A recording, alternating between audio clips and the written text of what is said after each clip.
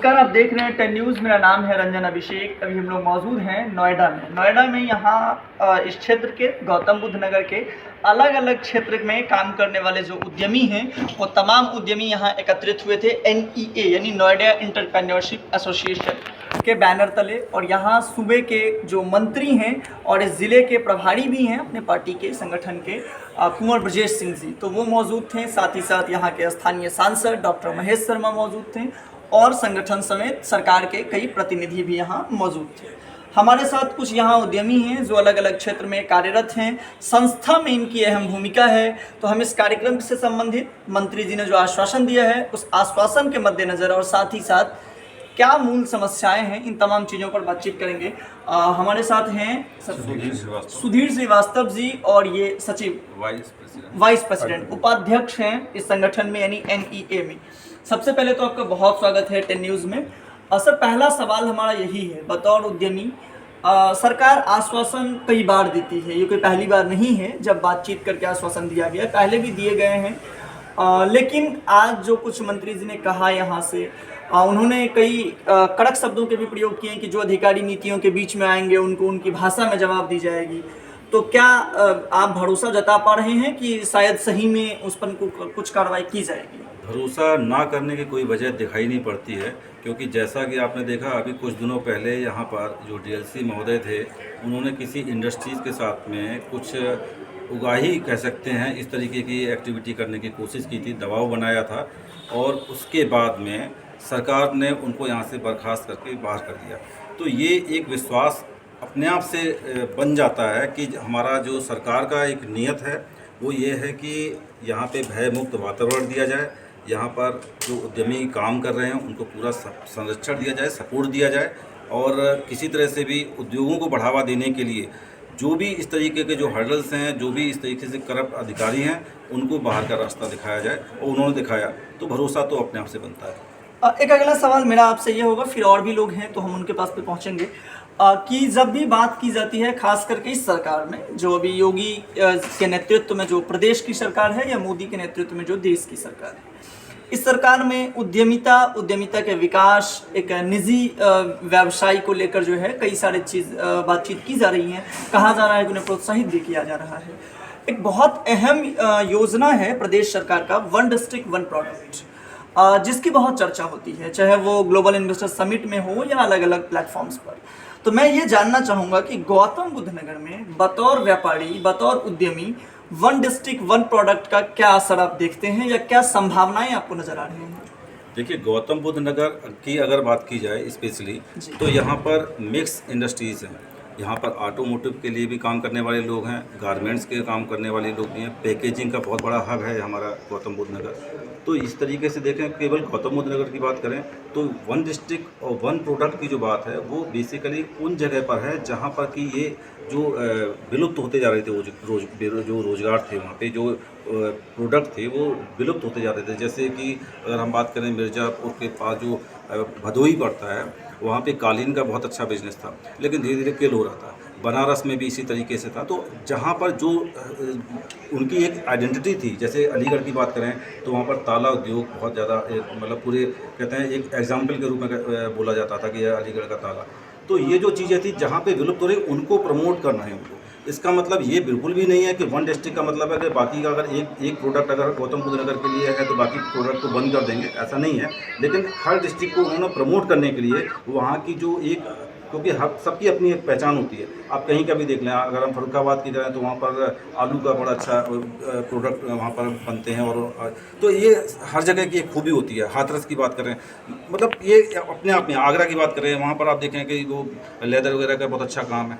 तो वो उनको प्रमोट करने के लिए उन्होंने इस पॉलिसी को लाए हैं, जिससे कि जो वहाँ की विलुप्त होती जो इंडस्ट्री है, जो उनकी कारीगर हैं, उनको एक बूस्टअप मिलेगा और कहीं ना कहीं से जब वो चीज़ें दोबारा से आएंगी रेस में, उनका जो प्रोडक्शन होगा तो वो हमारे देश में भी काम आएगा, नो डाउट हम उसको एक्सपोर्ट भी करेंगे। तो ये बिजनेस को प्रमोट करने का एक माध्यम है। कह सकते हैं कि दिग्गज उद्यमी हैं, हम इनसे बात करते हैं। सर, आप अपना परिचय और इस संगठन में आपकी क्या भूमिका है?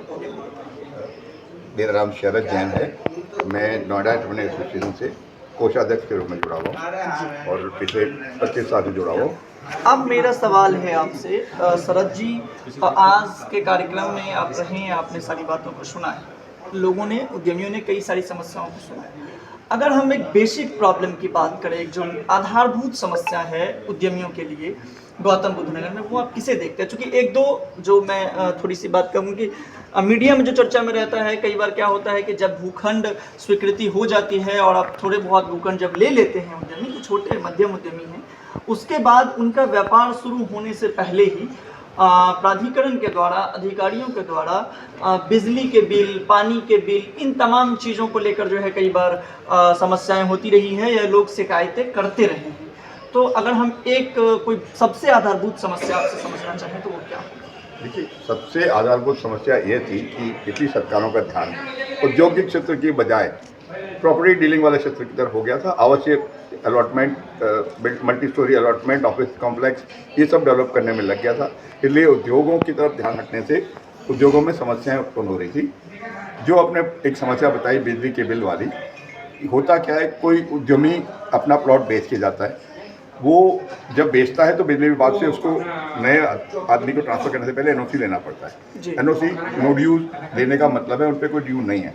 उसके बाद भी अगर विभाग पिछले 10 साल बाद या 15 साल बाद या 5 साल बाद अगर उस पर ड्यूज निकाल रहा है, तो दैट मीन्स विभाग की कहीं ना कहीं गलती है, कहीं ना कहीं खामी है उनके अकाउंटिंग सिस्टम में, जो ठीक करनी चाहिए बजाय कि उद्यमी को पेनलाइज करने के। और इसके लिए हम लोग बार बार रिप्रेजेंट करते हैं। कई बार मैटर्स ठीक भी हो जाते हैं, कुछ मैटर ऐसे होते हैं जैसे उनके पास रिकॉर्ड नहीं होता और न उद्यमी के पास रिकॉर्ड होता है, बिकॉज जो बेचने वाला बेच के चला गया, नए लेने वाले के पास उसने रिकॉर्ड दिया नहीं पेमेंट का। ये उस केस में थोड़ी समस्या आती है, पर बैंक से मिलकर सॉर्ट आउट करने की कोशिश की जाती है और अमूमन सॉर्ट आउट हो जाता है या कुछ सेटलमेंट हो जाता है थोड़ा बहुत ले दे के पुराने, मतलब नॉट अनऑफिशियल, ऑफिशियली कि भाई जैसे इतनी डिमांड थी लेकिन वो नहीं है, उनके पास भी प्रूफ नहीं है, उनके पास भी प्रूफ नहीं है, कुछ सेटलमेंट अमाउंट करके हो जाती है सेटलमेंट। तो इतनी प्रॉब्लम नहीं है। ये प्रॉब्लम थी कोई ज़माने में जब उद्योग की तरफ ध्यान नहीं था, उद्योगों को सेकेंडरी स्टेटस दे दिया था। अब ये समस्या धीरे धीरे कम हो रही है, प्लस ये सरकार की मंशा भी है कि समस्याएं कम हो और उद्योग प्रॉपर तरीके से चलें, पन पे आगे बढ़ें। और कुछ लोग हैं हमारे साथ, तो मैं उनसे ही बात करूंगा। सर, आपका क्या नाम हुआ? आलोक गुप्ता।